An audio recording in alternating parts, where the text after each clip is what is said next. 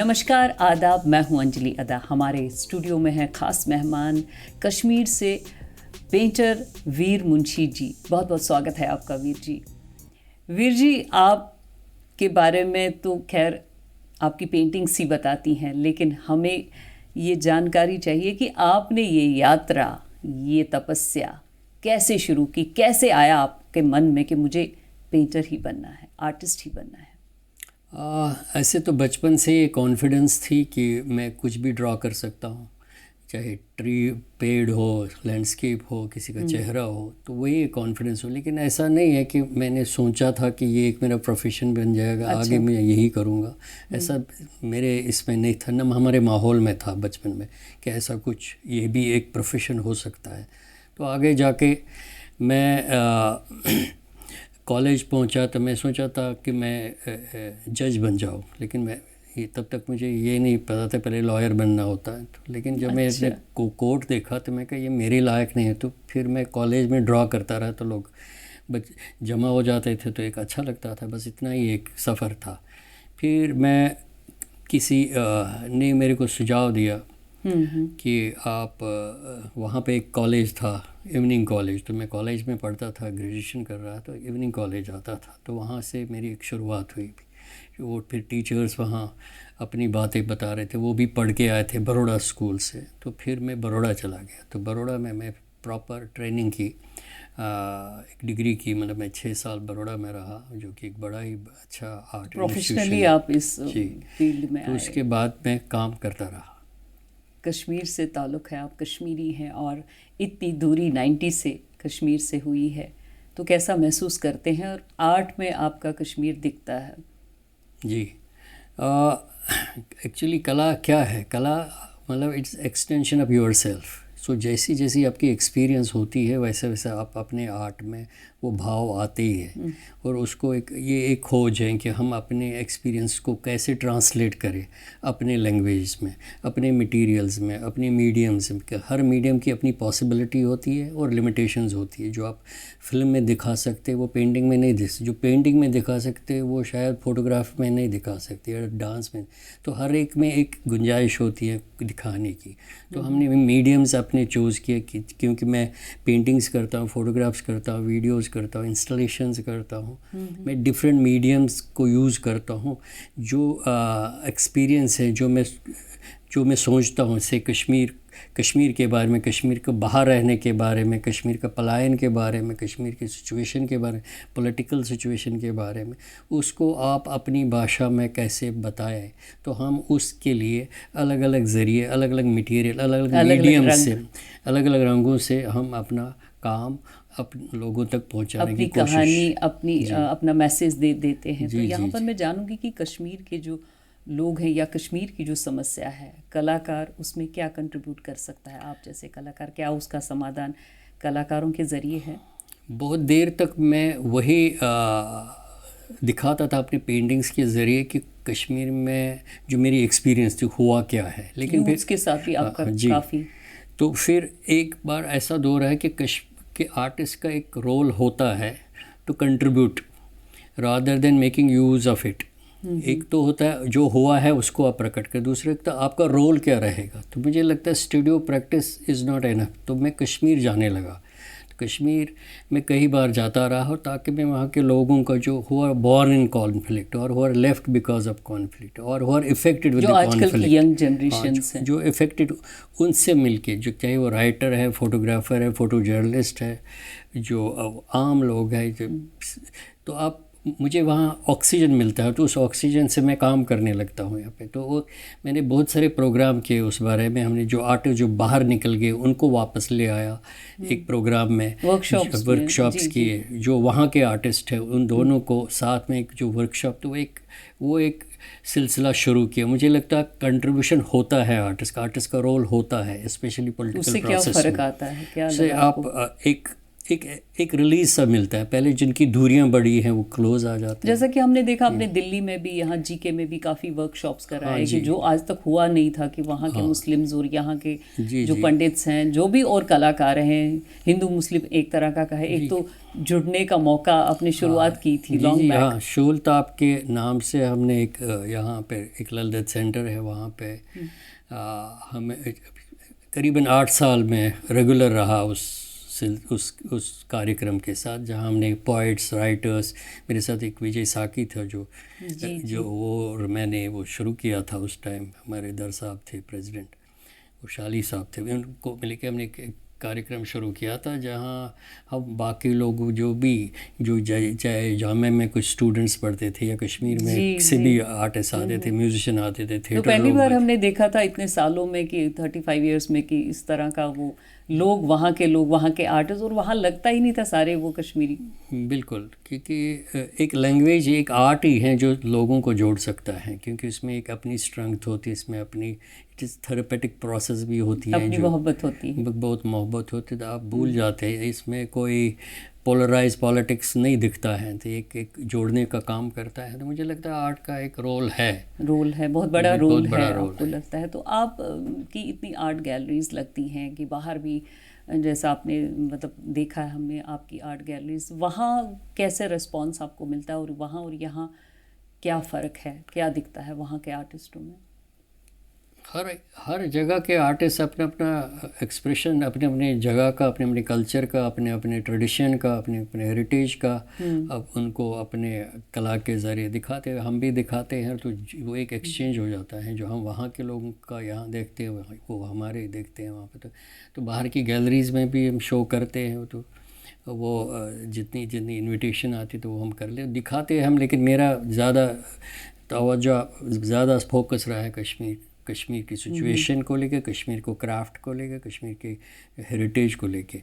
मैं installation, because जब किसी जगह से बाहर जाते हैं तो आप अपने साथ अपनी हेरिटेज, अपनी लैंग्वेज, अपने रिचुअलिस्टिक प्रैक्टिस, अपना कल्चर लेकर जाते, वो आप अपना इम्प्रिंट छोड़ने की कोशिश करते हैं जहाँ जहाँ आप जाते हो, दिखाने की कोशिश करते हैं। वही आपको जोड़ता है, वही आपकी पहचान भी बनती है। तो यहाँ पर जो आपने एक रेवोल्यूशन लाया, यहाँ पे मैं जानना चाहूँगी कश्मीर के आर्ट क्राफ्ट को लेकर के, जो आपने एक नया जो लुप्त हो चुका था वहाँ की पेपर मशीन को लेकर के, अपनी पेंटिंग्स में उसको कैसे उतारा, अपने स्केचेस के ज़रिए, या आपने एक नया उनके वहाँ आर्टिस्टों को बुला करके यहाँ कश्मीर से यहाँ पर दोबारा से रिवाइव किया एक तरह का पेपर मशीन। तो आपको काफ़ी जिसका काम भी उसके ऊपर हमने देखा, एक बहुत ही बड़ा हॉर्स आपने बनाया पेपर मशीन का, जो आपने गुजरात मेरे ख्याल में वहाँ पर वहाँ की एक कहाँ एयरपोर्ट के लिए बनाया था, कहाँ के लिए बताया था। और ये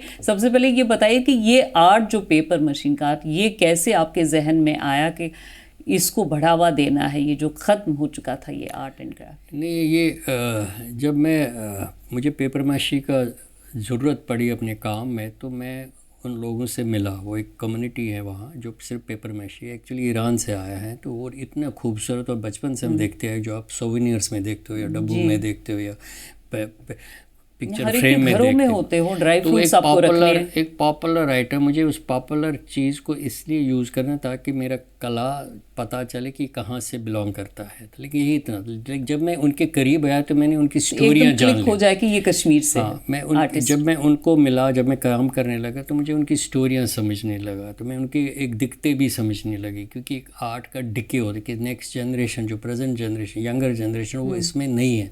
उसमें कई कारण है, इसमें बराबर वेजेस नहीं मिलता है, या मिडल मैनशिप है, या गवर्नमेंट का तवज्जो इस तरह ज़्यादा नहीं है। तो इट बिकम, और बच्चे पढ़े लिखे हैं तो वो कंपैरेटिव मॉडल बन गया। तो इसमें मैंने कहा इसको कैसे हम कंटेम्प्रेरी आर्ट में लाए, अपनी मॉडर्न प्रोसेस में लाए, जिसका एक रतबा है, जिसका कीमत है, ताकि ये उन डब्बों से निकल के एक बड़े लेवल पे, बड़े काम पे कितना खूबसूरत वो लगता है, इंटरवेंशन हो जाए। साथ में कुछ स्टोरियाँ भी मैं एक कारपेट जैसे फ्रैक्चर्ड कारपेट बनाता हूँ। कश्मीर बहुत खूबसूरत है लेकिन उसमें कहानियाँ हैं, तो मैं उसमें कहानियाँ जोड़ता हूँ, लेकिन ये मीडियम में यही यूज़ करता हूँ। अब मैंने ये मोटिव सारे वहाँ के दरगाहों में देखे या कई पुराने घरों में देखा हूँ।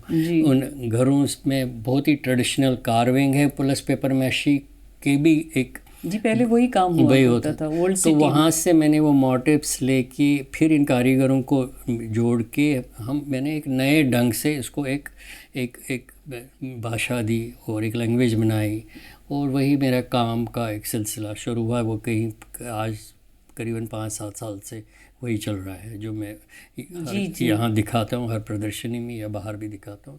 तो यहाँ आर्टिस्ट आपने बुलाया। उससे एक रिवर्स प्रोसेस ही शुरू हो गई। तो मैं चाहता हूँ हर क्राफ्ट में उसको अगर आर्टिस्ट फाइन आर्ट्स एंगेज हो, और ऑल्सो पढ़ना बहुत ज़रूरी है। उन कारीगरों के बच्चों को भी पढ़ना ज़रूरी है। मैं यही उन्हें समझता हूँ कि वो पढ़ के अगर वो फाइन आर्ट्स की भी ट्रेनिंग करे तो वो भी उसको आगे बढ़ा देंगे उस क्राफ्ट को, कश्मीर आर्ट को, कश्मीर। तो इससे एक नया सोच भी मिलता है, नया ढंग सोचने का, बोलने का भी तरीका वही है, कहानियाँ वही है, बट ये मटेरियल्स मीडियम्स को साथ में लेके। और आजकल तो बहुत ही चीज़ें उपलब्ध होती हैं, आजकल तो मीडिया ही घोड़े की, जो आपने घोड़े की बात की, वो एक पार्टीशन म्यूजियम में है। घोड़े पे मैंने बोन्स रखी थी, उसमें बहुत सारे पेपर मैशे के बोन्स हैं। जी जी, बहुत बड़ा साइज था उसका। वो एक्चुअली जुलजना, हमने मुहर्रम का घोड़ा देखा था, मुझे याद आया था, हम बचपन में देखते थे, तो मैंने उसको रिवाइव किया। तो हाउ प्रेजेंट सिचुएशन में वो how does it carry the pain of the people. तो उसमें बहुत सारी हड़ियाँ हैं जिसमें पेपर मैशे के वो कारीगरों ने वो बनाया था, कलमकारी के ज़रिए वो बनाए हैं, तो वो दर्शाया है। तो वो ऐसे ऐसे काम, बिकॉज़ हर टाइम पे अलग अलग चीज़ें बनती हैं, लेकिन मैं इनको पेपर मैशी या बाकी चेन स्टिच वगैरह का इस्तेमाल ज़रूर करता हूँ, ताकि वो कला के साथ वो ट्रेडिशन भी आगे बढ़े। आपने टेबलोज़ पे भी काफ़ी काम किया हुआ है, काफ़ी अवार्ड्स भी आपको मिल चुके हैं। वो सिलसिला कैसे शुरू हुआ? उसमें भी इतने अच्छे अच्छे थीम्स आपने दिए, ओल्ड सिटी के हाउसेस या टूलिप गार्डन यू स्टार्टेड, मतलब इस तरह के टेबलोज़, कैसे ये आइडियाज़? वो मुझे याद है 97 में गवर्नर कृष्णा राव जनरल थे, उन्होंने बुलाया था कि ये डिज़ाइन करना है टेबलो। तो तब तक मैं कश्मीर नहीं जाता था, शायद उसकी वजह से मैं जाने लगा, और मैं कश्मीर ज़्यादा जानता हूँ कश्मीर छोड़ने के बाद। तो मैं रिसर्च करने लगा कि क्या क्या हो सकता, how can we bring all the mediums. Tableau is one of the medium that time, वो मुझे मिला था तो मैंने कर लिया।